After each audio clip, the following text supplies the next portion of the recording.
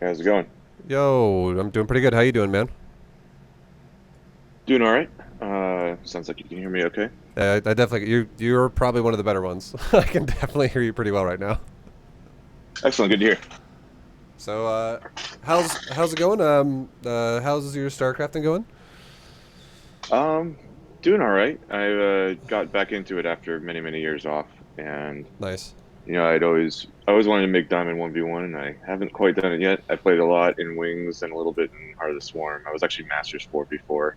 Okay. I played with friends and randos and whatnot, and then life happened. I got my pilot's license, got into management of my software company, had a kid, and Oh didn't shit, really play dude. very much. But I was always like, you know what? If ever I had a lot of time to sit at home, I would be able to get Diamond. And of course, I'm sitting at home all day these days. So Yeah, yeah, I've yeah. been Right. trying, and I've been mucking around in Plat 1 for a little bit, and Nice. pretty much where we are. What race are you playing? Nowadays? Uh, I play Toss. Okay. I used to play Zerg in Heart of the Swarm. Sure. But I basically switched pretty much because I was sick of ZVZ. It's actually Yeah. Right. Yeah. not as bad now as it used to be. I don't want to play Ling Bane anymore. Pretty much. Yeah. Sure. All right, man. So, sounds good. So it's my situation. So basically, all you got to do is just log into StarCraft 2 on a North American server. Once you're there, just let me know, and I'll give you more instructions on what to do next. So Um, far, so good. all right. So in top right, then, in your little portrait avatar, click it. Just left click it. It'll open up your Yep. profile, and then on the left side of your profile, hit the button that says ladders, and then in the exact Gotcha. same spot, hit the Grandmaster button, and then scroll down on that list to rank 85, and then you can just right click my name on root ViBE and just send me a message.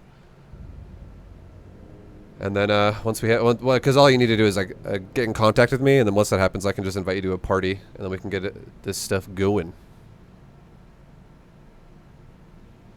Sick. All right. All right, and then so what I'm gonna do now is I'm gonna make you the leader, and then all you gotta do is go into replays, and then you can do watch with others on whichever one you kind of want to go into. All right. Easy peasy. Dude, this is flowing so fast. And then lastly, the final thing, right click my name in the lobby and then make me the lobby host. All right. That's after I hit watch. Is there a lobby there, or do I have to run you So now? do you see like you and me in the list, and then there's on the right, it's like May 29, Oh, 2020. I got you. Now I got you. Yeah, okay. Yeah. Come with lobby house. There you go. Perfect. Nice, dude. Yeah, we're good. We're off and away. Here we go. All All right. Excellent. right, so uh just before we really break this one down, do you have any other replays you want to break down as well, or is this kind of the main one you want to look at? This is definitely the main one. I've got one or two others we could look at, but Okay. Oh, essentially I dope. have pretty similar problems. Sure. This is a pretty good example of it, although it's a slightly weird opening. But other than that, Sure.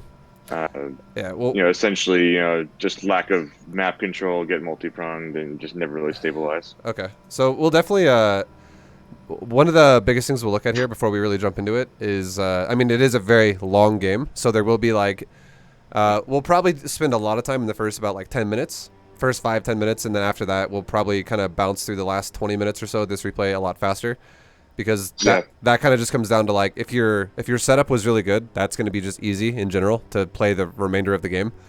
And then it's all about just like actually understanding what to do at that later stage, and we'll definitely get into that as well once we get there. But yeah, for now, for sure. yeah. Sorry for this being such a long replay. It's Oh, it's all good. No worries. It's the big thing we're gonna look at for sure is like your opener, because you're like the biggest thing in StarCraft 2 that a lot of people don't really give enough credit is the opener sets the pace so ridiculously hard for like the mid game and the late game. And if your opener is weak, you're gonna have the game is just gonna feel harder than it should. fair enough. Yeah, and in that regard, this is a little bit of a weird game. You can probably already see he's sending a really early SCV, Sure. and he ends up blocking my natural. So if anyone ever does shit like that, it's actually not that bad for you, only because that's such a big chunk of their economy that they're missing out on right away. Yeah, Like that dude could have, like, instead of being at your base right now, he could have already instead mined like 40 minerals at this point with that one SCV. And then it's going to keep going up every single second that goes by, because it roughly about what goes on is that each worker in StarCraft 2 represents about 1 mineral per second.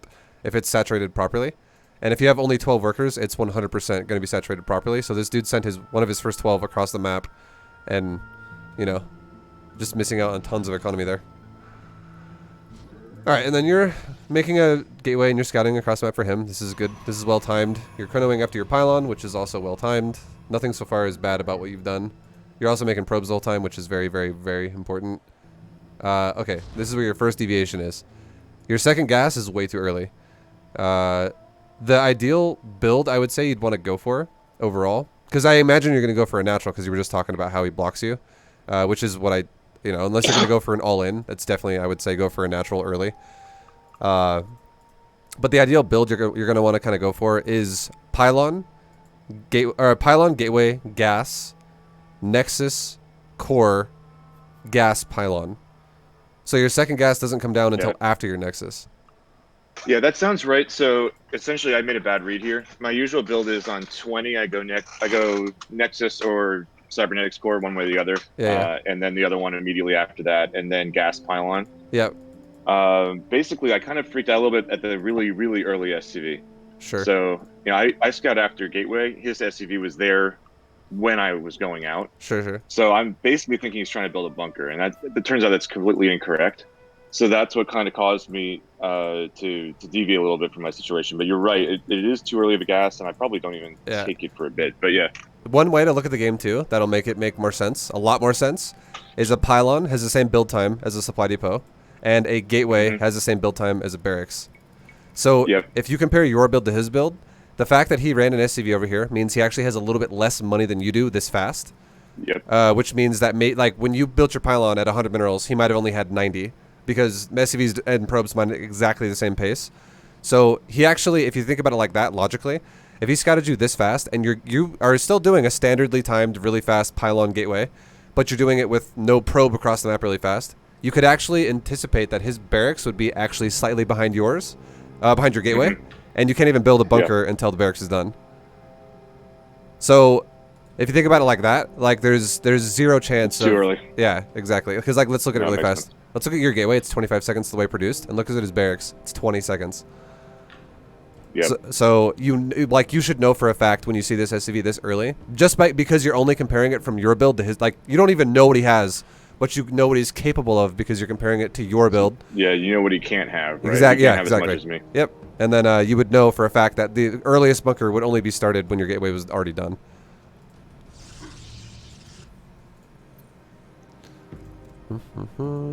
All right, and then so and also on top of that, if anyone ever does shit like this, I'm gonna pause it again really fast. If anyone ever does this, now you know not only is he a little bit behind you because of the reasons we just talked about, how he's missing minerals with this SCV, but now he also builds an NG bay to block you, and this further puts him behind because it's another 125 minerals invested into that building block, and obviously he can cancel it and get back probably 95 minerals of that or whatever, but it's for now. That is an investment that is now slowing him down. And if you just ran to let's say your third base, and because you can just go to a different base and be like, all right, fuck it, I'm still gonna go 2 base here. I'll just go to my third. I'll still chrono boost out a stalker or something like that, and then I'll have it guard my base. But this engineering bay, this solidifies the fact that you're not being cheesed now. It's out of the question. There is zero chance that this dude. There was already low chance that he was proxying before because most people who are going to proxy as Terran will keep their SCVs building and then scout after. So if you saw... At this point, I think he's expanding. When I see that, I think he's expanding. Okay, yeah, good. You should, because all he's doing is trying to slow you down. But if you just bypass this and go expand at your third instead, you would guaranteed get a third faster than him because, again, it's the exact same thing. A command center and a nexus have the exact same cost and build time. So if he's still not mining resources with this SCV for so long, and then he puts 125 mineral expense on top of that to block you, your nexus would go down 15 seconds before his command center. That's a good point. I end up defeating this and then taking my regular natural, going for an early third like you would as a Zerg player would make sense. Exactly. You could just take your natural could become your third, and then you could take that and just play defensive 3 base. So your base is still gonna get to the same point it's gonna get to either way, but yeah, I mean it's just a deviated placement essentially. That's the only thing that's really different there. All right, so you scout. Da, da, da. And then there's the barracks. You scout it further in. You see the gas. And you only see one gas, which, I mean, I'm not saying you need to scout the second gas. You can kind of assume what he's going to be doing. Like, if you actually fully confirmed out of Fog of War that he did have a second gas being started, that would further confirm he's going for, like, you know, a tech build.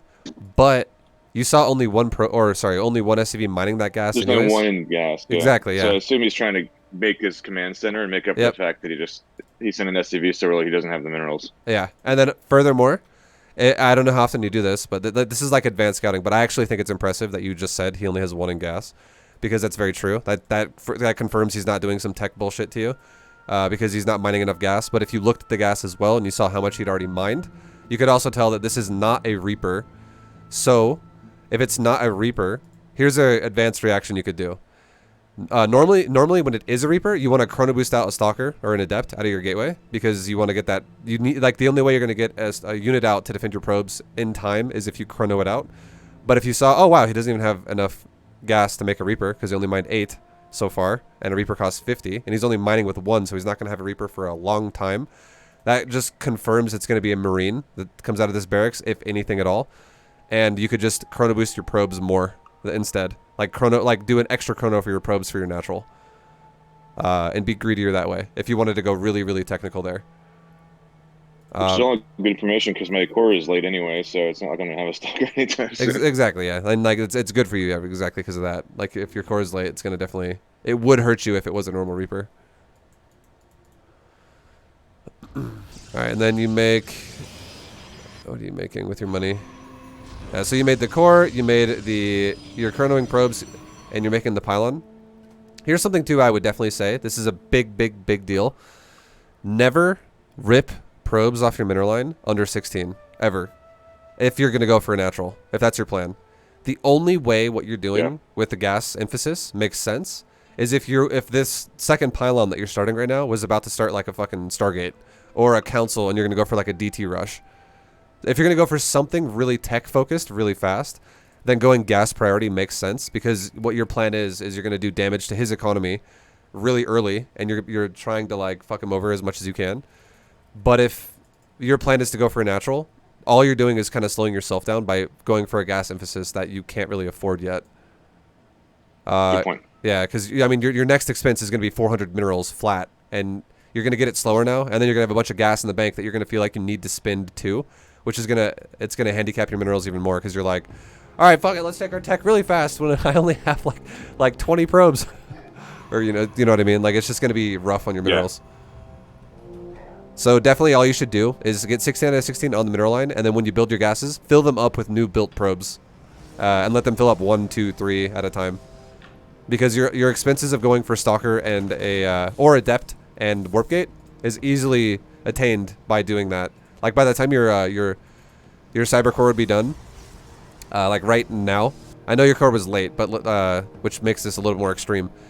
But if it was still standardly timed, right now when it would finish in general, you would have enough gas to still go again for either a Stalker, an Adept, and also Warp Gate at the exact same time.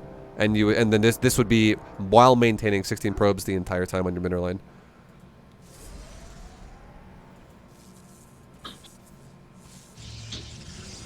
And then see what I'm saying? Like how you make the robo now? Like this robo, it makes you feel that way if you go for a gas emphasis where you're like, well, I have the gas, I should spend it. And now you're actually delaying your natural all the way to the point to where your natural is now so delayed because you have a second gate, you have a robo, you're building units out of the gateway. And I would say your natural could be done around 3 minutes ish. And now it's not even going to be started until about 3 minutes. So if you look at his natural, even though he was behind you in the beginning, he is now ahead of you for the build you want to go for, which is a gateway expand. Like you're playing a defensive expansion opener, like a standard build, basically.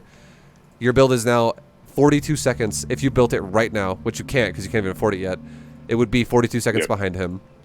Yeah, maybe like a minute and a half probably by that time. Exactly. Yep. And then if you build something, like the robo's done now, and if you were to build something out of the robo and out of the gateway again, you would furthermore delay the nexus. So now you have this, but you're building the nexus, which is definitely good.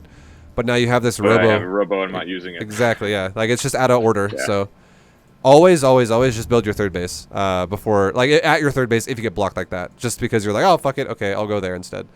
And then all that Yeah, comes huge from point. all that comes from just knowing. Again, it's all about comparing your opponent's build to yours, and knowing. Okay, yeah, he's scouting me and being fucking annoying, but there's no chance there's proxy crap going on because XYZ. Like, you know, my gateway is the same exact pacing as his bunker. Or, I mean, sorry, as his barracks. Like, it's impossible to build your barracks faster than a gateway if you build yours at a standard time, etc., etc. Got it. And then just knowing all that will definitely make you feel more confident in doing something like going, all right, I'll just take a Nexus really fast, like I normally would.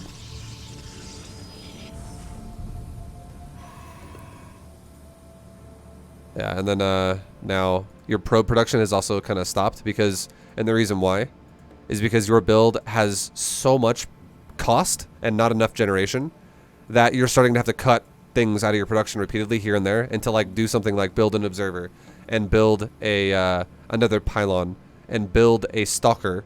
That now meant I can't build probes anymore because like you were trying to get all these things down, and you're just like kind of picking and choosing what you think you need at a certain point in time.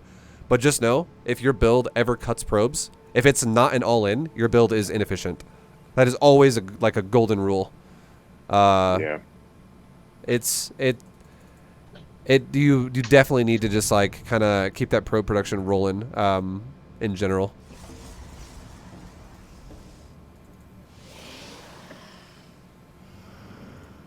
But I will say this, okay, just to not be confusing, because I mean what I just told you applies to Platinum. It really does, but it does not entirely apply to like GM or master, like high masters, which is when you get a build that is very refined, you will actually have moments where it's like maybe 2 or 3 times throughout the opener of the build where you cut probes for all of like 5 seconds or like 10 seconds because you're hitting these crisp timings where it's like, okay, I need to throw down these 2 gateways right now because it's perfectly lined Yeah. up with this and this and this. No, I get what you mean. Yeah. No, this isn't crisp. If it was crisp, then what am I doing with 330 gas, right? Exactly, yeah. So, and this is just like, if we're talking about just efficiency, it definitely, having the probes constantly be pumping is definitely a requirement. Alright, so you're scouting with the Hallucinated Phoenix. I love this. This is really good. You did fly over a bunker, and I'm not gonna lie, I do this shit all the time myself when I'm like looking at chat. And I'm like, oh fuck, my Phoenix died. That's definitely not ideal. But Yeah, it was definitely a bummer, but I saw not many SCVs, and I saw there's Marines in a bunker, so nothing too surprising, but I didn't see the factory at all. I didn't know about the widow mines. yeah. I would say just always be in the habit of, as soon as you send your Hallucinated Phoenix out, just pay attention to it when you see it. Like, just make a mental note in your head where you're like, all right, I sent the Phoenix out. 5 seconds later, like I'll keep tabs on the minimap, and like 5 seconds later or 10 seconds later, I'm gonna grab it and I'm gonna physically look at it just for like a few seconds so I can actually fly around his base, so you don't fly into a bunker or anything like that. Because this bunker is, like, I would say 99% of the time against Terran, it's gonna be there because every Terran is afraid of adept and stalker pressure. So, but it's not always gonna have like 4 Marines in it. But this is a very common opener from Terran. But if you would have saw into his base, you would have seen, all right, yeah, Widow Mine drop is gonna happen, and then you would have. Here's another thing too. This is a big thing, okay? You would have also seen that there is no third base yet. It is 1-1-1, and there's like an engineering bay and, you know, a tech lab on a barracks. Like you would have everything you do see already. Like if you just look at the replay, obviously, you would see all this, but you would see there is no excessive amounts of all in, and there's no excessive amounts of greed. It's what his build is it is extremely standard. So there's no pressure on you, essentially, is what I'm trying to say. Like, if you want to read this build and react to it in a certain way, if there was like, you know, like 3 racks already, and he's going fucking ham here. He's getting, like, there's no engineering bay. There's 3 racks. They're all like, it's double tech lab and a reactor, and his starport's like finishing up right now, and he's getting ready to do this big fat timing or something like that. It's like cause for concern to maybe be like, all right, you might want to make some shield batteries or something like that. You know what I mean? Like something extra defensive, and maybe don't take your third base. Whereas if it was like a 3rd command center already done, no starport, the factory hadn't even started yet, and the factory's like, it's not done yet. It's like halfway completed. Like if his tech is super delayed because he's going for a really early 3rd base, that could be a moment where you're like, okay, maybe I'll just like stop making units on my gateway for a second and just make my third as well, and just react. Take a third immediately. Exactly. And you could do reactions like this based off of what you see. You could like match what you see. If he's being all in, be defensive. If he's being greedy, be greedy. If he's being standard, you can just be standard, or do whatever you want. I mean, it's my thought is I usually want to be slightly slower than him, or so just like a half base up on Terran. If I'm more than a half base up, I'm probably going to die. If I'm not a half base up, I'll die later. So that's about where I want to be. Sure. But obviously, right now I'm a half base down, right? Yeah. I mean, you definitely want to inflate your economy faster than Terran does, mainly because you have Chrono Boost and Terran has meals, and those mechanics are totally different in the fact that your worker count should always be inflated to his, but he'll have more money in general because of meals. But yeah, I mean, as long as your build is relatively efficient, and I'll just say this. I'll just say this. The only thing that really needs to be scouted in a way where it's like, okay, okay, maybe I should react to this. This is scary. Is if you saw something that was crazy amounts of production really fast, and you're like, all right, this guy's he's gonna have a lot of shit. I might need to play defensive here. That's about the only time I would ever say you need to react to it. Otherwise, all you should do for you is focus on your build and just do things like this.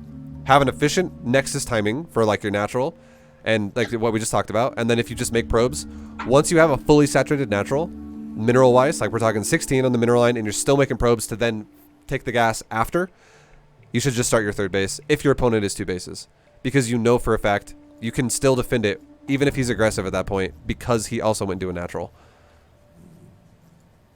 If that makes sense. Because it does. Yeah. I could defend it on paper anyway. Yeah. Whether I can actually defend the third is another question, which we'll find out in a second. But yeah. And also, another thing too, I like a lot about what you're doing, which I think is going to be way more mainstream with the meta after this next patch, which is happening in like a few days. Is I like that you go robo as a follow-up of your core, because I think that defensive, like for you especially, as against Terran, if you go defensive Colossus openers, you're going to have such a good time against Terran, because Widow Mines are getting a buff, and you're going to see probably a decent amount of Widow Mine openers. And just going defensive Stalker Observer Colossus with the Sentry is going to be super fucking strong against Widowmine based Terrans. And then on top of that, whenever Terrans do any type of like pressure builds with Bio, Colossus are also amazing against that just in general. They just destroy Marines. So I like the Robo. It's your tech route is good. I definitely think we'll reorganize this for you in a little bit to like make it a little more efficient. And then, you know, so that's nice. But the only thing I'll say that you've done that I don't like, and again, I think you did this because you were freaking out, and I would say try not to ever do this unless you 100% know there's a proxy. And we can talk more about that if you want more tips about how to read a proxy. But never make a Zealot. This Zealot, all it did was slow you down again in another way, because it burns up your supply, and then it's also so expensive, then it just sucks. It doesn't do shit right now. It was to take the eBay out. I could have expanded to a different, to like a third location. Exactly, and that would have been way better. Yeah, and then you could have just made a Stalker when you could make a Stalker and have the Stalker taken out. Ordinarily Stalker Sentry is what I would do. All right, that's good. Yeah, Zealot definitely. Yeah, just avoid it at all costs if you can. But yeah, I'm glad you understand that.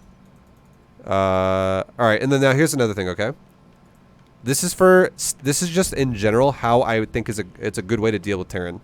This is pylon placement. It's huge. First pylon. I think first pylon, in general, in my opinion, I like it best when you place it against your resources, where it can also go against the wall.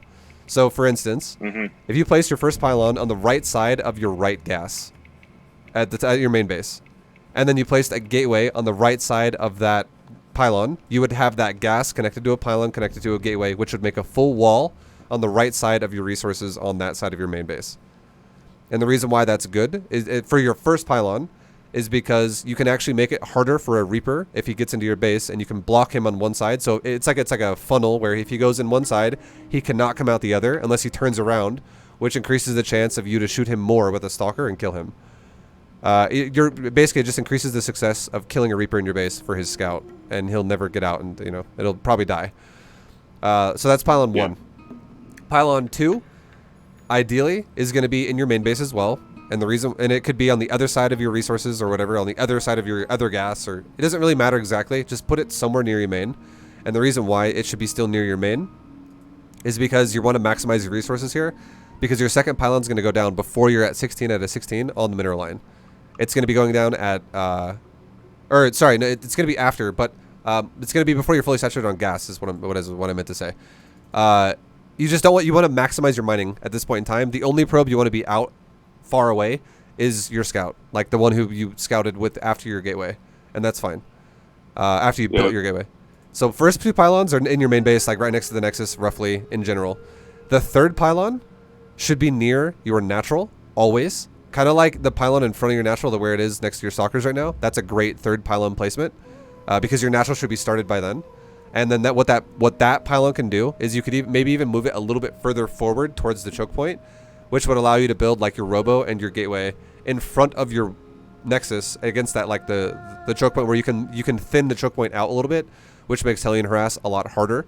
That would be a fucking perfect pylon placement, because most Terrans either open Hellion pressure or Widowmine pressure. It's very common.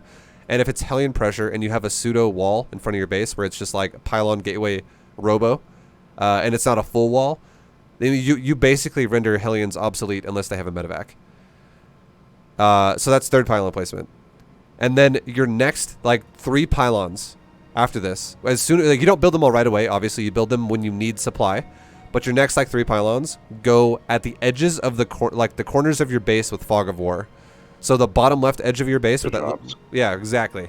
So like the very bottom left of those little rocks are, you can see on the peninsula and the trees hanging off the side of the cliff, a pylon right there would be perfect, because you would see a drop from the south side. A pylon in the middle of your main base, on like between the ramp and that pylon I just said, so it would be like the top left corner. A pylon there would be great. It's less common a drop's going to go directly in the center of your main base like that, but it could. Also, it shows you if a Reaper jumps in your main base repeatedly. And then in top right of your natural, another pylon on the edge, kind of even further out than you built it already, on the edge of the cliff, so it gives you as much vision range as possible if a medevac approaches. And you said drop so you understand the concept, but it just gives you the most time to react before it happens. So if your stalkers are where they are now, they can always move to the other location and get there as the drop is starting, rather than as it's already happening.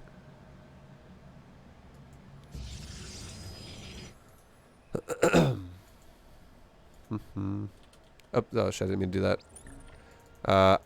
And then also, I do like that you built an observer. That's nice, and I think it's also cool that you built it, or you're already kind of using the observer oversight mode on the edges of your base like this, because it's actually, yeah. I didn't get a good scout, but in the absence of a good scout, I'm just betting he's bio and he's gonna drop me. That's my guess. Sure. I mean, it is common, right? Most turns do it.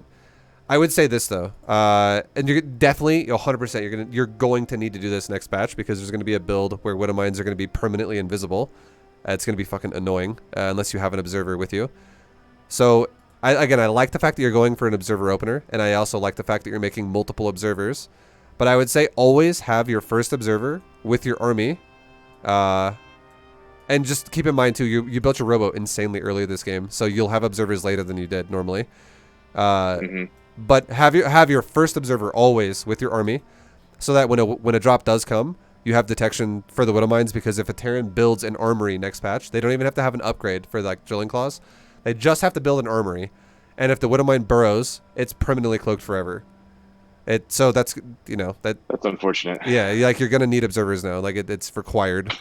So yeah, like first observer should always stay with your stalkers, and then you can build. If you then build a robo bay after you build the robo facility, you can build up to 3 observers before you're ready to build Colossus. So your build could literally just be observer, observer, observer, and then start making Colossus after. Your first observer goes to your army. Your next 2 observers go on both edges of your base like you did. And that's totally fine. And I don't think you need to necessarily have an observer in his base, and the reason why is because you're using hallucinated Phoenix Scouts. And that's giving you reads on what he's doing anyways. So sounds reasonable. Yeah, 3 observers into Colossus makes sense. I think obviously I made an immortal here, but you deal with that a pretty roughly well. You know, I'm not gonna say it was the best, but definitely could have been worse. You lost a stalker, you lost a couple probes, 2 probes and a stalker, and then you lost a decent amount of mining time because all your probes are still chilling. But I mean, not the worst. If you had if you basically if you got a read on it with your first hallucinated scout that you're like, oh, okay, really quick 111. A really quick 111 always means one of these things. Okay, it always means he is going to harass you, and A it's drop or banshees, right? yeah, it's going to be like either a liberator, a banshee, or a drop, and it's very likely going to be mixed with something with the factory. So it's going to be like Hellions and Liberator, Hellions and Banshee, Widow Mines and Medevac, Medevac and Hellions, some combination. And then if you physically actually see what is built out of the factory, you know what combination it is now. Where if it's Widow Mines and there's a starport with no add-on, you're like, oh, okay, yeah, he's making Widow Mines with a reactor, and he's making something out of the starport with no add-on, which can easily be a Medevac. It's probably going to be a Widow Mine drop, and stuff like that.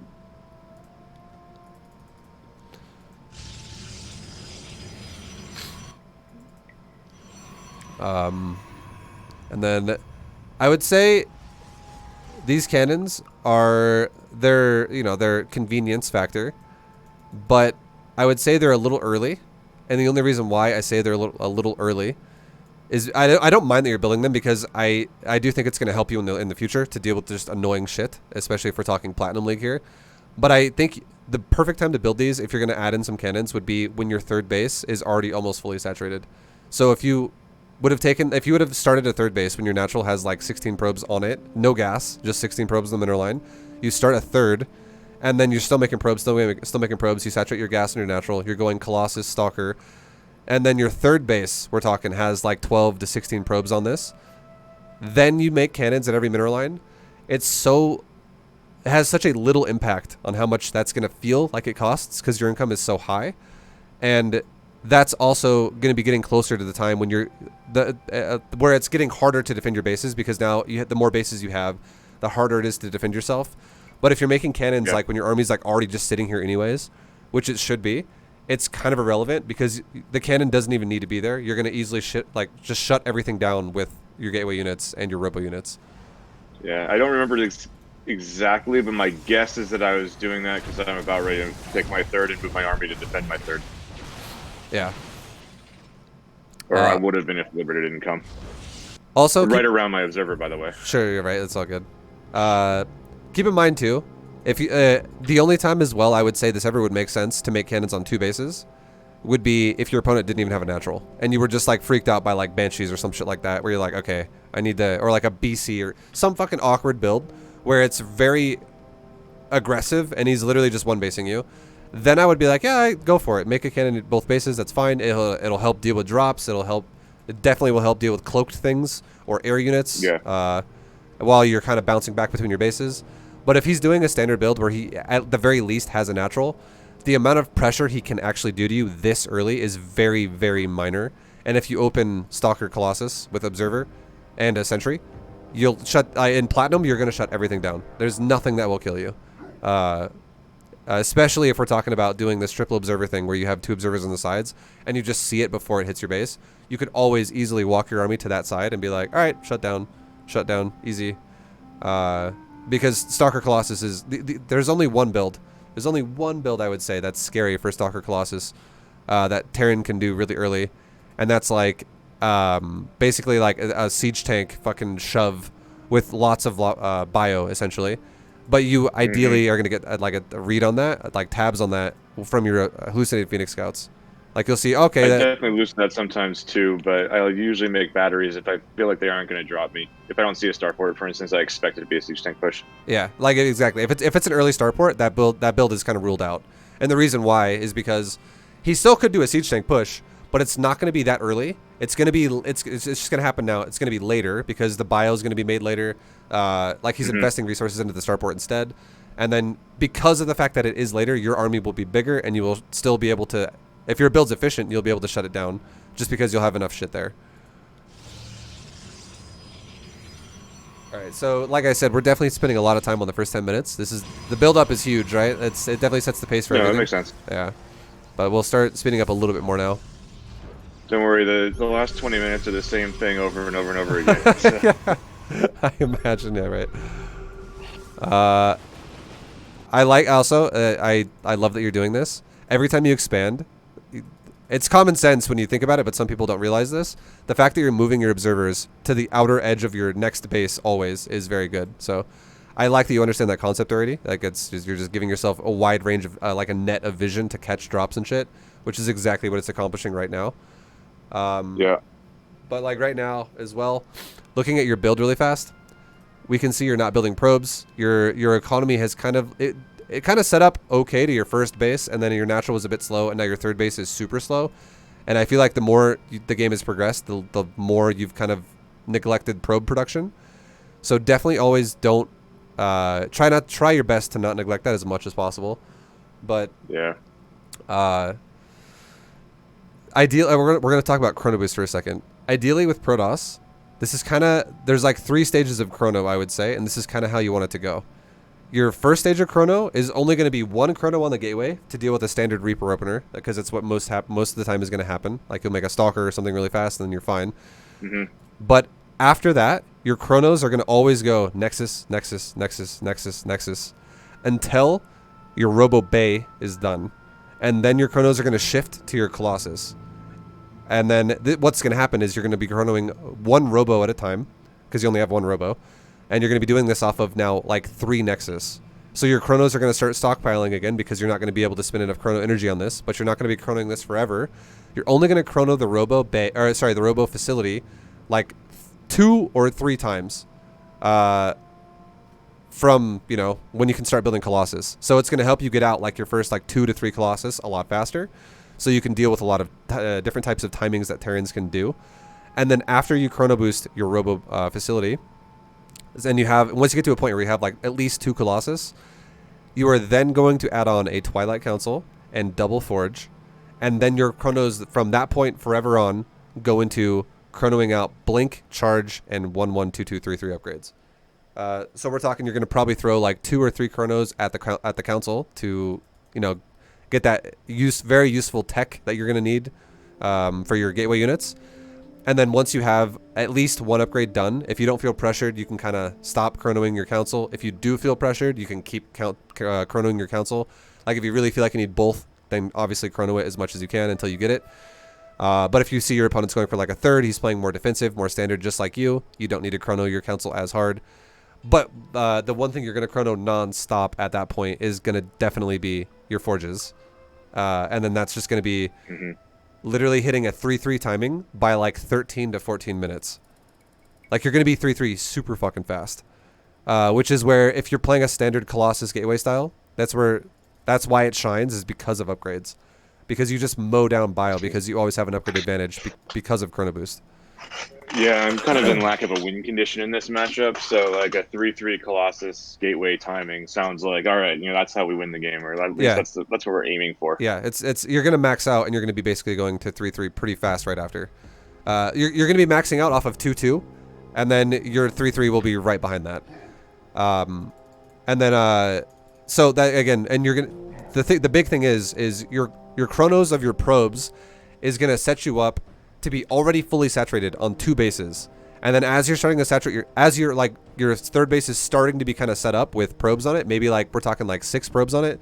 That's roughly around the time when you're going to be starting your chronos on your Colossus. And then so your third base is going to no longer be chronoed for probes, but you're already going to have a decent economy at that point anyways to be able to afford everything you're putting expenses on.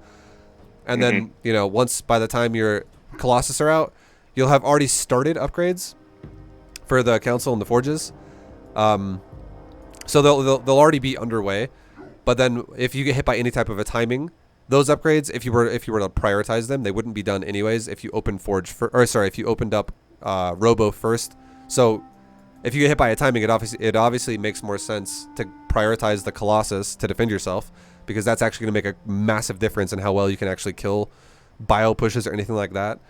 But then obviously the upgrades of the chrono priority of upgrades for forges and council is going to make so much sense after your Colossus, because then you can make Colossus 1 by 1 standard out of a non-chronoed Robo, and you'll be fine.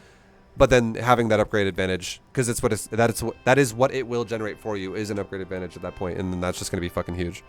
And I'm going to make you a build for this exact thing I'm talking about, so I'm not just saying it just to say it. I'll actually remake a build for you that does exactly what I'm saying after we're done looking at the replay. so you can have That's it. cool. I'm sure you run a real build order. I have ideas for what I'm trying to get to, but like I got the Twilight Council now because I really want Blink for drops, and Yep. I kind of put down the Templar Archives because I had a lot of gas. That's not a great reason, but No, I mean, it's happening. You're having a lot of gas because you're doing a gas priority. You're delaying your expansion so hard both times on your third and on your natural, and you're taking gas fully saturated really early because of that. But I'll say this: when you start chronoing your upgrades, like we talked about, that's when you want to start a Templar Archives anyways, and then you can just throw down if you want to try to use it, you can. You can get Storm. I don't think you're going to need it yet. I'm not going to lie. I don't think Platinum players are really going to EMP the shit out of you and also go Massive Vikings. It's very unlikely. Like, you're most likely going to win. I don't use it except occasionally against Zerg. If they're going Mass Hydra and I'm trying to go Sky, I'll get a couple just to kill Hydras. Yeah, that's it. Okay. So, like, Storm is something that'll definitely come in against Terran later on. Like, we're talking maybe, like, minimum Diamond or maybe even Masters. Because, dude, you're going to win so many of your games off of a Colossus timing. And then all you would do then is you could make the Templar Archive still regardless, and then you could do exactly what you said though. Because you're going to be going into like 10 stalkers and just mass zealots from there. And when you're going mass zealots, your gas is definitely going to have a disparity, right? Where you're going to be like, all right, my gas is kind of ramping up really high, and I am not able to spend it anymore. You can then be like, all right, how about I throw in like 8 Archons or 6 Archons, because now I'm just going to spend a wave of my gas, and that's totally fine. Yep. Yeah, that's what I'm trying to get here eventually is Colossus, Archon, Immortal, or with a couple Colossus. Or sorry, Charizard, Archon, Immortal with a few Colossus. Yeah. Makes sense. All right, and then there, you were kind of like in the middle of a move out, and he did a counter pressure to you at the same time, which kind of was unfortunate for you. So we'll just say this, okay? We'll just say this. A great way, like this is also an early move out. I don't think you should move out until you're literally almost maxed. And the reason why is because if you play this greedy style of Protoss like we're talking about, like, the whole thing we just described, your advantage is not right now. Your advantage is when you have an upgrade advantage, and that doesn't happen until like 13 to 14 minutes. So you should actually just sit there, and if the Terran wants to kill himself, let him do it. But just wait until you have an upgrade lead, and then you push, and when that happens, you will also, if you're doing the build right, you'll also have so much fucking money that you will have so much potential of, like, just remaxing waves of Zealots like crazy, and you'll just crush so many turns this way. Because if you push before you have a bunch of, like, the key to Protoss too, I'll just say this too, the key to Protoss to beat Terran is guarding your expensive shit, and you open with expensive shit. So, like, your opener is Stalkers, it is Colossus, it is a Sentry, it's just, you're making expensive units right off the bat, but then it fills in later with just fodder, which is Mass Zealot, Mass Zealot, Mass Zealot, Mass Zealot. Yeah, and those things can be replaced all fucking day. So you never want to move out until you have your fodder, until you have, like, a large amount of Zealot. Because if you do, all you're doing is you're putting your expensive units at risk, which is the thing that takes longer to rebuild, and it's, Yeah, I definitely don't ever push independent of like a game situation until I'm like probably around 180 supply and 2-2. Okay, that's maybe good. 3-3 makes more sense. I think at some point I move out in this game, but it's right after I kill his army, so I feel like I might be in the lead. Yeah. Obviously, you can look, my read is incorrect. Yeah, if you do kill, I'm not, but if you do kill it, like, you're not, the only reason why you're not in the lead is because your macro is a little inefficient. It's the only reason why. Yep. Because if you do kill an army, you should be in the lead. But the first time you moved out as well, you were in the middle of the map, and he dropped your main and your third, and he killed both, like, a bunch of pylons and your third base, which definitely sucked. But you will always find yourself doing a 2-2 timing though. Like, you won't just sit there until you're 3-3 entirely, because you'll be 200 supply before 3-3. It's just 3-3 will follow it up pretty fast after. So you're like right after your first timing, you'll then have 3-3. But again, the goal there too is the only units you're ideally losing are Zealots, because you'll just have, like, it's just protection for your expensive shit. And like right there, all your expensive shit was not being supported by Zealot. And then think about this too. Check this out. His army right now, we're gonna look at the army tab. He has 2/3 Marines, 1/3 Marauder, and Zealots are not only good against Marauder because Marauders don't do bonus damage to Zealots. But also, Zealots are good against Marine. The Zealots are just good against both forms of bio units because they're such fucking heavy armored tanks. Like a Marine right now does 7 damage. And let's say you were doing a 2-2 timing, okay? Like this is actually something that might happen where you might find yourself doing 2-2 timings against 1-1 bio because you're chronoing out your upgrades. A Marine will shoot a Zealot. Like shields don't apply here because shields don't get upgraded here. But if we're talking armor of a Zealot has 1 armor by 1 armor passively by default. It then gets, if you have 2 armor upgrades, it will now go to 3 armor in total. And then if you have a Guardian Shield Sentry, which you have easily access to right now because you have a 200 energy Sentry right now, you could have a 5 armor Zealot, that like a group of 5 armor Zealots just like going into the Marine's face, so that the Marines are literally doing 2 damage per shot to a Zealot, which is going to take forever to kill a Zealot because a Zealot has 100 hit points.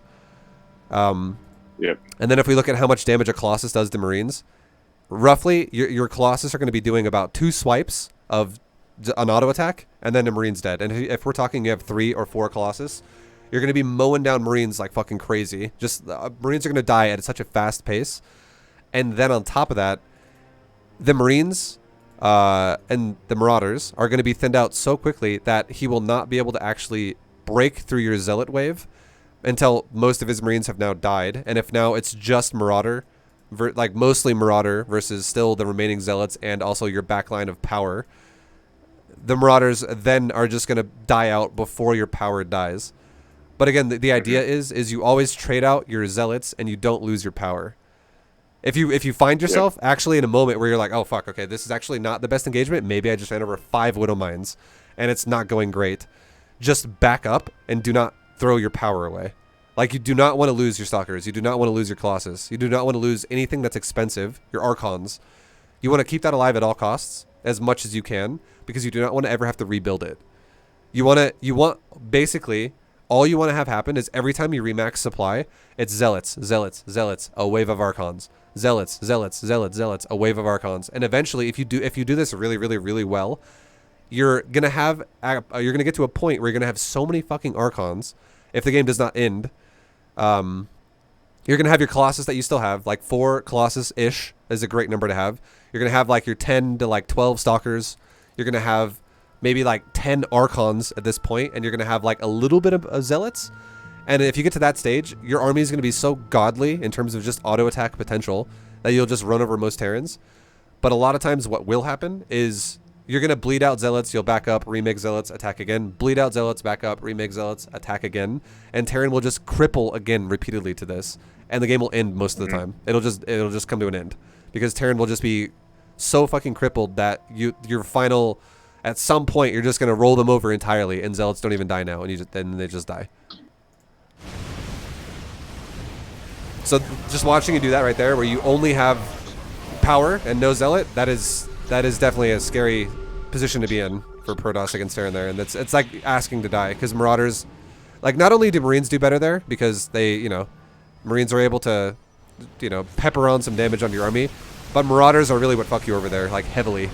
Yeah, and he's heavily into Marauders. I think at some point I did quit making Colossus at all and just go straight into Immortals instead. I would say, honestly, I would say never do that. And the only reason why, the only reason why I say don't actually switch out of, do not switch out of Colossus and go into Immortal is because Immortals, they're very good, they're very situational, but for just a overall versatility of a build, Marauders are great against Immortals. Or sorry, I said that backwards. Immortals are great against Marauders, but they suck ass against Marines. They're so bad against Marines. And Colossus are not great against Marauder, but Colossus can still do all right against Marauder. The point is you want to have enough Zealots to really just shove the Marauder back and not give a shit anyways. But the Colossus are so fucking good against Marines. They're just overall a higher versatility range than Immortals. And then also you don't need to have as much supply invested into it, because we're talking. If you were going to be going Immortals, like a good Immortal count to have would be like 10 Immortals. Which is like, a fuckload. It's like 40 supply. But if we're talking about a good amount of Colossus to have, like 4 Colossus is all you need, and that's like 24 supply. So you have just a less supply investment. More room for gateway. Exactly. Yeah, that's exactly it. And one thing that's really good against Terran that you can start doing if you start feeling really confident and you're starting to feel really good about your pushes, is you can just take, if you're like, oh wow, Terran has 3 bases, I'm gonna attack him right now, and how am I gonna do this as efficiently as I can? You can take like 10 zealots out of your army and send them at his natural, and then send the rest of your army at his 3rd base, and then just watch how many games you're gonna win because your zealots at the base that's not the main attack, but it's like the little tiny zealot attack. Those zealots are just gonna run over an entire economy. Like all the Marines are gonna die. All the rallies that are coming one by one out of his barracks are just gonna get run over and die. His command centers will die. Like it's fucking insane how efficient and good zealots are when you're 3-3 and you just send like 10 to 15 of them off by themselves to go kill a base. Yeah. Fair enough. All right, now we're gonna times 8 this and we're gonna look at positioning because we're gonna really speed this up now. Yeah, there's a world where I should probably have GG'd right about now anyway. Yeah, I mean, getting into this position where you're behind against Terran at this stage is definitely not ideal. And what you should definitely be going for at these stages, like this kind of a stage of a game, is you want to play defensive cost efficiency. So that means getting AoE and also expanding as much as you can. So like right there, that's what you just did is great. Expand again, like you are. Do not attack him. Make more AoE and absorb him again. That is what you should do. If you ever attack right now, this is a mistake. You do not want to attack until you're like at least like 170 supply. Yeah, I'm trying to stabilize, get my probes back right now, and my only hope really is that he's kind of thrown away a lot in drops and whatnot. Like a lot of times I've handled him well. Half the time I haven't, but the other half I did. Yeah. So my feeling is he's low supply too, and then maybe I could re-probe up and make a death ball again. Yeah, that's what you should be going for. Because if you ever attack early, you're always gonna die. Like, and you're actually almost stabilizing repeatedly, and then he keeps throwing units at you. He keeps losing units. It just really comes down to, though, I'm gonna pause one time because I've seen this happen like 3 times now. All you need to do is have a little bit more awareness of the minimap at a stage like this, which is I know it's probably not. It's easier said than done. It's not the easiest thing to do, but you have to see where he comes from and be like, okay, he's gonna attack my 4th base over there. Let's go defend that. And yeah, I'd observe in the middle of the map that he killed, and I never really like established map vision again. I'm so back-footed right now, and you can see my macros. Like I'm getting like what do you want to call it, out multitask or fatigue at this point, and just kind of falling apart. Yeah, and this is that the early game sets the pace for the later game, and this game would feel it feels way harder than it needs to because your early game is not as efficient as it could have been, for sure. Yep. And then, going forward. So yeah, just vision and trying to guard the bases before they die. Obviously, it's very makes common sense, or is common sense. But yeah, it's just harder to do because you have to always watch the minimap and be actually actively looking at it. And then whenever you see a red dot, don't stand in the nuke. I'm just kidding. Yeah, that was a little unfortunate. I was looking, but I didn't find it. Yeah, that sucks. I figured chat would like it. I went back and watched it again. I had to watch it again. So just in general too, keep this in mind as well. Like this is a big thing too. So I know obviously watching the minimap, not letting your bases die, stuff like that. That's definitely it's a big deal. But try your best again to always maintain about 10 to 12 stalkers roughly all the time. There's only one exception to this.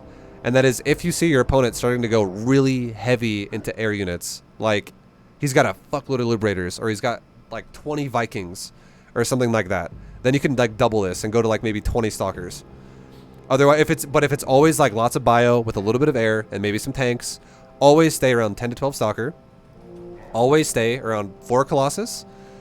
And then just always have like maybe 1 or 2 sentries. And then always crank out fuckloads of Zealots and then fill in the rest with Archons repeatedly over and over and over and over. That's your whole army every time. You just keep remaking that. So if all you're bleeding out and losing is Zealots, remake Zealots. Do not continuously remake Stalkers or anything like that at those stages. Because if you ever find yourself in a position where your opponent has a ton of Marauder and a lot of Marine and tanks, and you're like, well, I only have 8 Zealots and I have 34 Stalkers, you're going to fucking get destroyed. Like, you're going to feel bad about that engagement. Yeah. So just know that those are the numbers you want to aim for sure.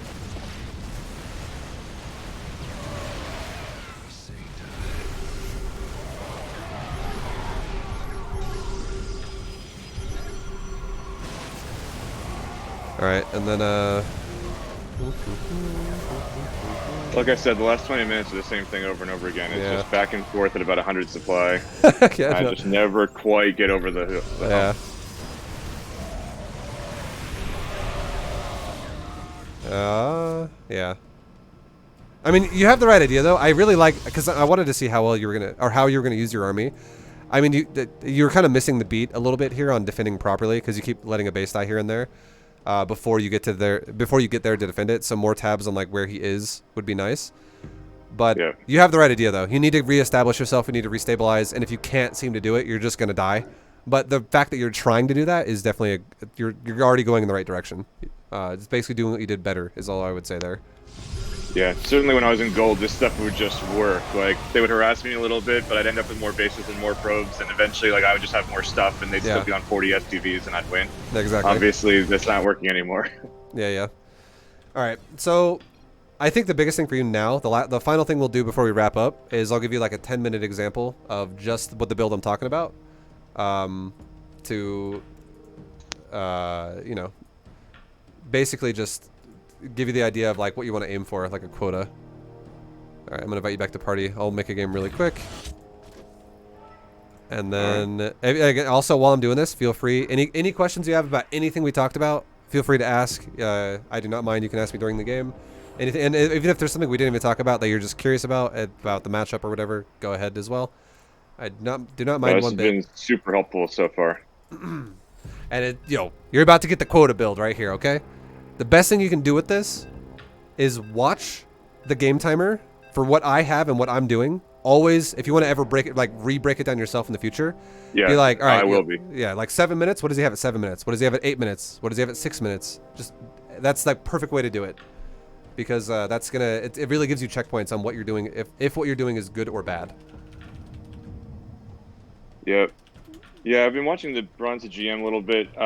It's been a little rough because when you were around my elo, you were playing against some mech, and actually lost the game once. And so there's only a handful of games, so I've been trying to watch them. But yeah, obviously having this is going to be great.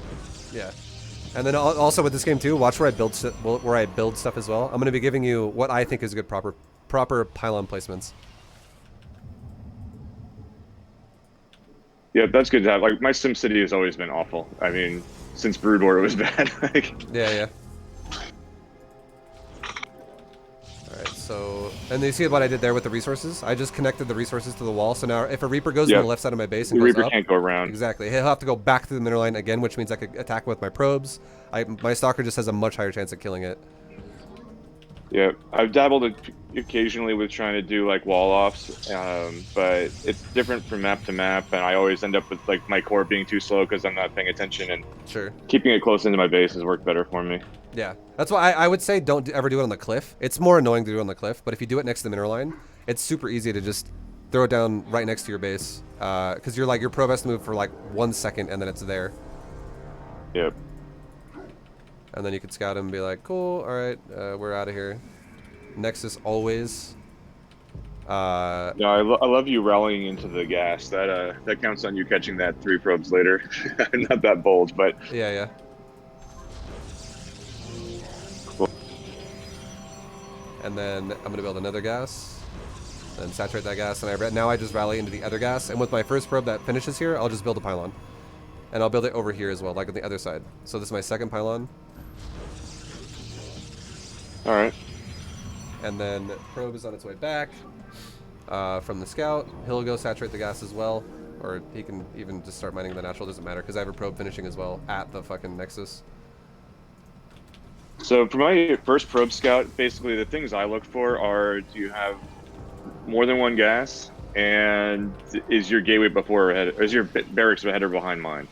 If I see 1 Rax and 1 gas, then I just pull out immediately, and I'll kind of hang around to see if he takes his natural at the same time as mine. That's basically all I'm looking for in there. Yeah. Does that sound correct? You don't worry about the gateway timing and the barracks timing. It's always going to be the same. The only thing, like he'll never be ahead of you if you play this way. The only way it would ever make sense is if he just didn't have one there at all, and he was hiding it somewhere else. Then it's more like, okay, are you fucking proxying me? No, if it's way later than me is where I'm worried, not if he's ahead of me. If it's later than you though, as well, Then I would say maybe scout the map for something awkward that's happening. But if it's a late barracks, it's like that comes down to how much gas he has. If there's no gas at all, late barracks, that could mean proxy barracks as well, or it could also mean proxy command center, like our hidden fucking base. And that would definitely be like, yeah, why not just send a probe out and scout, like have that probe just scout around the map now and just do that. That'd be totally fine. But if you just see his gas, you can rule out so much stuff as well. Like if you see no barracks at all there, or a late barracks and high gas, you're probably getting barracks proxied. If you see no gas and then a late barracks there, it's either a marine proxy, which pairs the bunker, or it's a command center weird bullshit build. Yeah. All right, so we're gonna be taking our gateway and our robo at our natural, and chrono boosting our nexus again. And now you can see the nexus is at like almost fully saturated. So we're just gonna be going into our third base, because again we're doing a mineral priority. So we're taking our gases after we're saturated, so we can afford to do crazy shit with our minerals now. And now that we have our first 3 pylons down, this is how I would say on this map, you'd want to build your pylons. Like one would go there, one would go here on your natural on the south side, and then the final pylon could go on like the top left side of your main base, like way up here. That makes sense. I don't know if there's any Terrans around, but for some reason I don't think I've ever played a PvT here. I wonder if all the Terrans are banning this map. Maybe. I have no idea, honestly. I think, honestly, like, if we're talking Platinum, I think a lot of people probably just play whatever. I don't think they really understand a lot of times. They might just have a bad experience and be like, you know, fuck that map. I hate it. That's why I ban maps. Yeah. Wait, what's that one with the golden wall thing? Yeah, the golden wall is fucking that is an annoying map, I agree. That map is super annoying. Alright, so now... Okay, it's kind of neat, but you're playing non-standard on it, or you have to deal with a lot of non-standard things. Yeah. Alright, so first observer with the army. Going for the 3 observers before Colossus. Yep, and then exactly. First one's with the army. We'll just send the other 2 out now on the sides of my base to spot for drops and shit. And then now the robo base done, so we can start chrono boosting our robo again and go into Colossus now behind this. Colossus, yeah. And now that this is done, the next resources we have available, we can now just start throwing Forges down... and Twilight? Yep, exactly.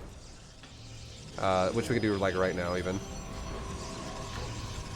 And I only went 1 forge in that game that I showed you, so I was never going to be ahead, and I wasn't on top of my upgrades anyway. Yeah.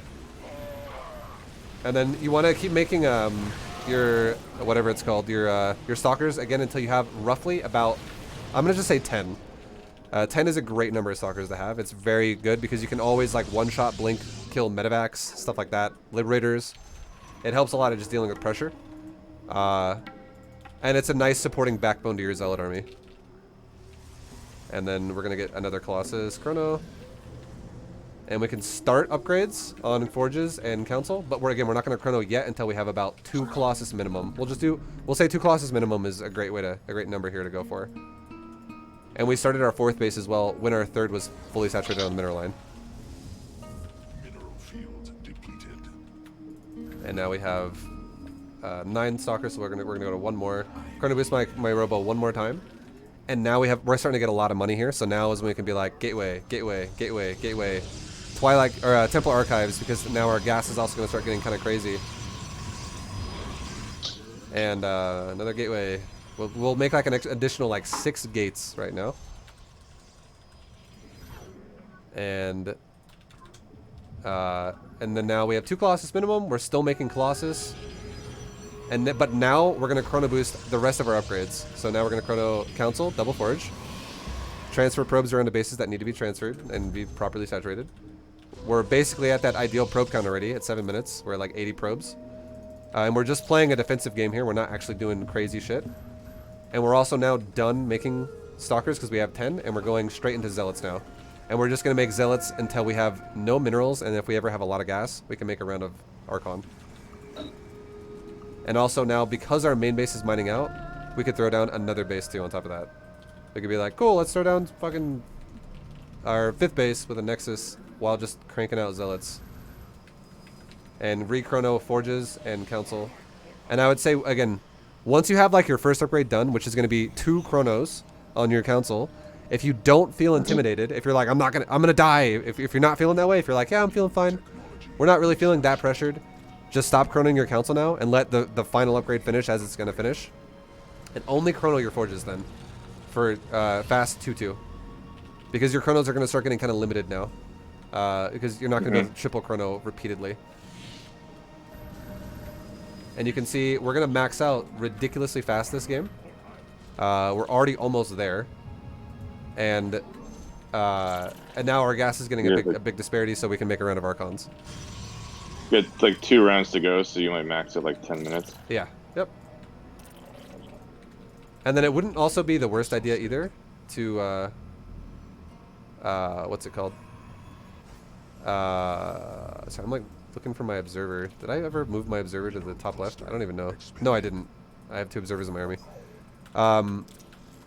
So what I was going to say too is once you get to the point where you have like 4 Colossus, you can actually go back into making observers again, make like another 2, and have them go in the middle of the map like this. Like, can you see my pings right now? Mm-hmm. Okay, yeah, just do that. Like, literally have a couple of observers chill in the middle of the map. And that'll help you see, like, you know, more control of the game. As long as you maintain, like, a 4 Colossus count. Big struggle for me is not realizing when they're moving out with the tank push, and then, like, they're sieged up already at my base. You know, if I could meet them in the middle of the map, then maybe I can make them siege there and trade a little bit and not have to lose structures. Yeah. And then now we have the There max. And for 940 max. Yep, All right. and then we can move out now with, and when you move, you can move out now and be like, all right, let's go for a timing. And you can see right as we're going to be moving out, 2-2 is going to be finishing with this timing, which is why I was saying 3-3 is going to be like the fault. Like the second time you do a timing, that'll be the 3-3. It'll follow up after. And we're getting attacked, so if you ever get attacked like this, you could just be like, fuck it, let's you know, go back, recall, whatever I got to do. I can recall like some of my army like that. Who gives a shit? Just so you kind of get rid of it quickly. I mean, that is not ideal, but if it does happen, you know, just go defend it. You don't have to necessarily base trade because you're going for control. You're not going for an all-in. You definitely want to defend if you need to. Yeah. And then at this stage too, here's a great thing you can do now. I like that you're already used to Sky Toss against Zerg. You can make a 1 Stargate right now. You can make a Dark Shrine right now. This will give you options to be like, well, if I want to go into DTs later on, I have the ability to do that. If I want to go into a Stargate transition, I can do that. And what you could actually do is you could actually switch your army eventually into carriers against Terran, which is fucking insanely good. Like, just start getting weapon upgrades for carriers and go like for 12 carriers and a mothership, and it's so strong. Otherwise, a lot of your games will end on this push right here, and you could just keep going Zealot, Archon, Zealot, Archon, Zealot, Archon. You could also do that. Just know that Stargate is an option. You could also do that if you want to. But keep chrono boosting your forges until your 3-3 is done. Just keep doing that. And you'll have a 3-3 timing by roughly like 13 minutes is like a soft goal. Okay, let's just say that. You could easily get it by 13 minutes. Like, I have not been doing it as well as I feel like it's not been perfect this game because we've missed a couple things here and there. But this is a good enough example to fucking destroy Platinum. Like, I'm not going to leave the game yet. I'm not going to end it. I just want to see at this stage now, if we keep doing it, it's like a rough. You could do it better, but this is still good, is what I'm trying to say. Example. And then yeah, we're gonna be hitting 3-3 by probably like 12:30, I would say. And then on top of that, at this stage right now too, like if you haven't done it yet, this would be a great time too to be like every base, go build some like 2 cannons or some shit, 1 or 2 cannons. That way you can deal with more drops in the future. You can deal with Banshees if he goes into it, whatever the hell he's gonna do. You just have a good core defense, and you can also start another base, and you can just keep maintaining things like, okay, main good, natural, 6 over, grab 6, third base 4 over, grab 4, next base good, next base good, rotate probes, and now you're good to go on economy. Just make sure you always go back to your saturation, always fix that, and also don't be afraid to make more gateways. This is something you're not going to do as crazy in Masters and shit when you get up to that league. But for now, I'm dead serious. Make like 20 gateways. Just make like 20 gates. And then if you want to, make like 5 Stargates if you're going to switch into the carrier thing I said. So 5 Stargate, 20 Gateway, Yep. or if you don't make Stargates, that's fucking fine. You don't have to. Yeah, and the opener is key here, right? Because like I was just low econ the entire game. The other Yes. guy was too, but like Yeah. if I come out slightly ahead, then that gives me the opportunity to make that transition and have enough money to do it. Yeah. If either one of you made economy, either one of you would have killed the other one super easy. Like if both of you had inefficient builds. Welcome to Plaid. Yeah, man. Yep. But I would definitely say save this replay, and then use it as an example for your 3-3 standard opener of like what you kind of want to aim for at what time, and you can always have it as a reference to always look back at, to go into. No, awesome.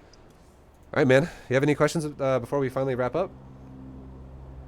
No, I mean that was great. Obviously, I'm just as done probably my other matchups, but really this is a 30% matchup for me. If that, I'm winning most of my time against Zerg and Protoss, and yeah, so that's my big deal is basically just when you're winning 1 in 3 games, that's how you're not climbing. So Yeah. but Well, yeah, thanks a bunch, man. This is huge. I'll go back and rewatch the replay and everything, and I just started reading chat. Sorry about my chair. no, it's all good. You're all good, dude. But yeah, that's good shit, man. And I mean, it's definitely gonna help you a lot. The more you stick to that, you'll feel results where you'll be like, wow, okay, my build just like runs them over. This feels great. Yeah. So thank you And again. also, Or go ahead. yeah, I was gonna say thanks so much for the coaching. And as a reminder, this is actually a gift, the coaching session from my 2v2 partner. It's a very friendly thing when you give your partner a coaching session, right? Yeah. There you go, bro. I actually forgot that this was like a purchase gift for a friend thing. But fuck yeah, man! Shout out to your buddy as well for doing this. Yeah. And I would have done it if you didn't do it. I really appreciate it, man. It's awesome. Thanks so much, yeah, man. thank you very much, man, and good luck. And I'll see you around on the stream, and feel free to ask more questions if you have any. And yeah, just good luck, dude. All right, we'll do. Cheers, man. Later, man. All right, guys. Boom. Another coaching lesson in the bag. If you guys enjoyed it, this has been the Protoss lesson. If you guys want the replay, I am posting that replay that we just talked about in my replay analysis channel on Discord. If you're watching this video, though, much later, it's probably going to be impossible to find because that channel gets flooded with chat. Yeah, but I'll be posting it. Much love, though, guys. I hope you enjoyed it. If you did enjoy it, just know that I also have many more coaching lessons just like this on my channel. I have many more aspects of ways you can learn things, guides, all this stuff. Check it out if you're interested. And yeah, I will see you in the next video. Until then, take it easy. Much love. Peace.